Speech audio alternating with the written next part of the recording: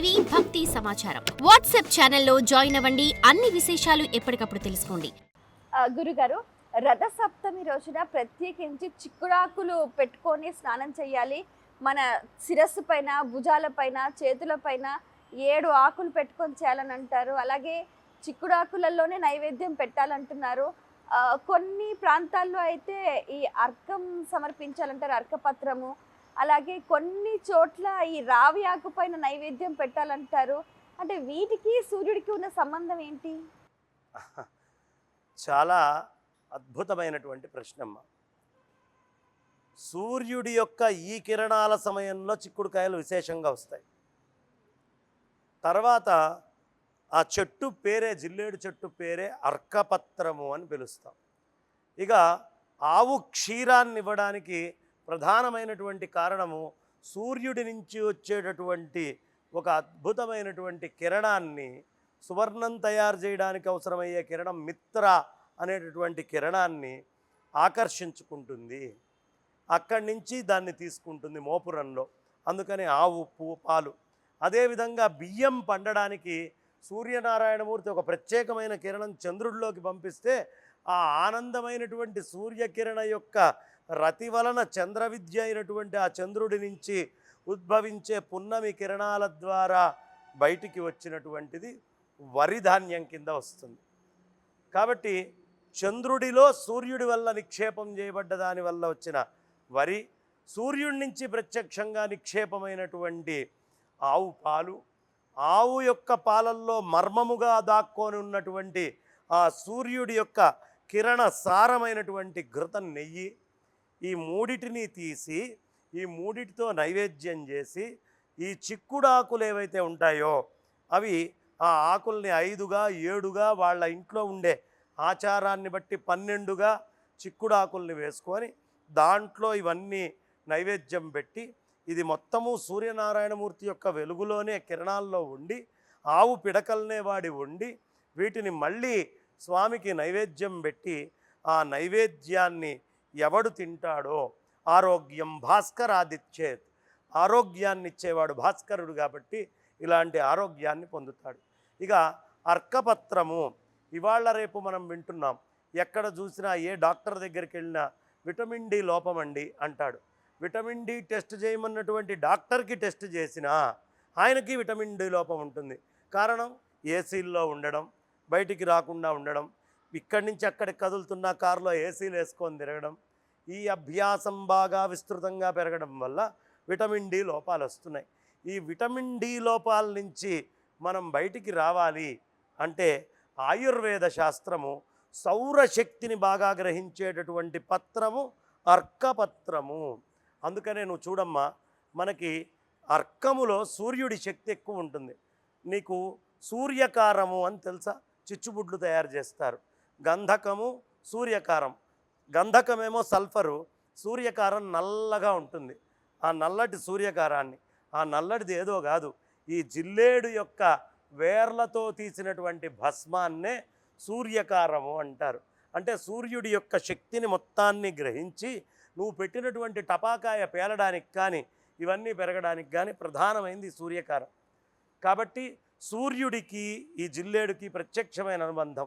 ఆ ఆకుల్ని తల మీద, భుజాల మీద, తొడల మీద, పాదాల మీద ఇలా పెట్టుకొని ఎవరి సంప్రదాయం ప్రకారం వాళ్ళు, కొంతమందికి తలా భుజాలే, కొంతమందికి తలా భుజం తొడలు, కొంతమందికి పాదాలు కూడా పెట్టుకొని చక్కగా సూర్యుడు రాకముందే అభ్యంగ స్నానం చేసి ఎవడు నెత్తి మీద దీపం పెట్టుకొని ఈ దీపముతో పాటుగా వెళ్ళి నదీ స్నానమో ఏదో ఒకటి చెయ్యాలి.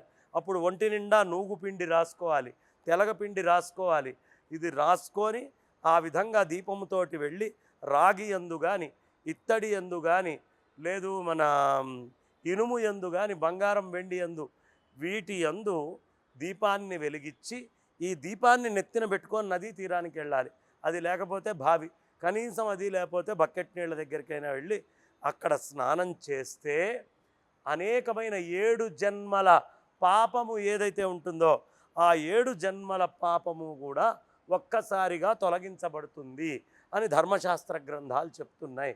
కాబట్టి పాపము వల్లే, బ్లాకేజెస్ వల్లే వైటమిన్ డీస్ కానీ మిగతావి శరీరంలోకి రావు. ఈ మిత్ర అనేటటువంటి కిరణము ఒంట్లో లేకపోతే ఈ సమస్యలు వస్తాయి. అందుకని దీనికోసం ప్రత్యేకంగా మనం చేస్తాము. అందుకనే చెప్తారు, జననీత్వం హి లోకానం సప్తమి సప్తసప్తికే, సప్తమి సప్తసప్తికే, సప్తవ్యాహృతికే దేవి నమస్తే సూర్యమాతృకే.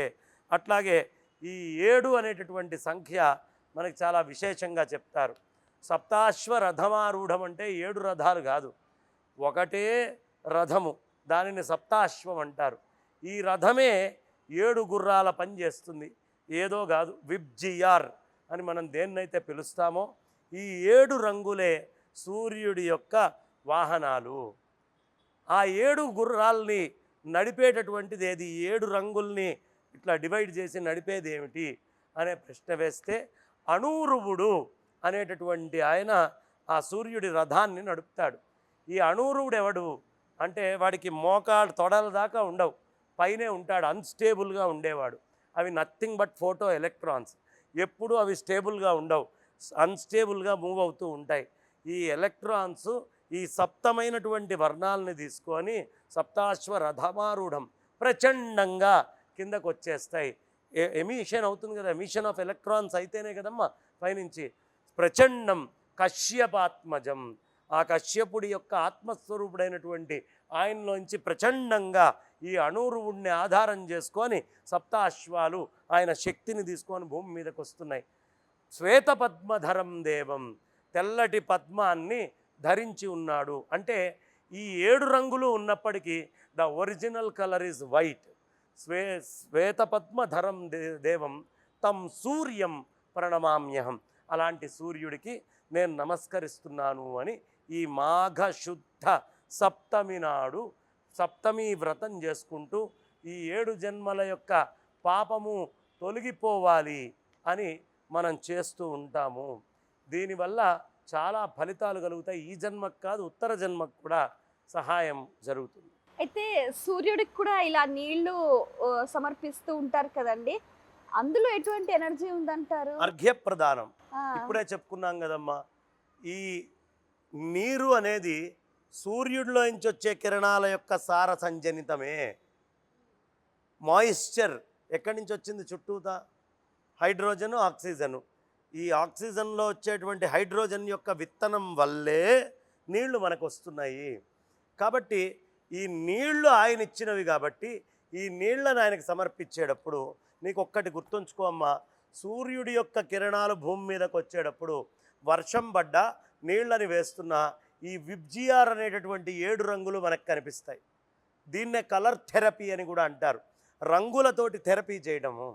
ఎక్కడి నుంచి వచ్చింది ఈ కాన్సెప్టు అంటే ఈ అర్ఘ్యప్రదానం, ఈ నీళ్ళని తీసుకొని ఎప్పుడైతే అలా మనం అర్పిస్తూ ఉన్నామో ఆ నీళ్లల్లో పడ్డటువంటి సూర్యకిరణం యొక్క ఆరా ఆ చుట్టుపక్కలంతా వ్యాప్తి చెందుతుంది. అది మంత్రోక్తంగా మనం ఎప్పుడైతే వేస్తున్నామో ఆ ఆరా మనలో ఉండేటటువంటి పాప పంకిలాన్ని మొత్తాన్ని పరిపూర్ణంగా తీసేస్తుంది. అందుకని సూర్యుడికి నమస్కారము, అర్ఘ్యప్రదానము, ఈ 2 చాలా ప్రధానంగా చెప్తారు. అర్ఘ్యప్రదానం చేస్తే సూర్యనారాయణ మూర్తికి సమస్తమైనటువంటి పాపరాశి మొత్తము భస్మీపటనం అవుతుంది. For more videos like this, subscribe Big TV channel.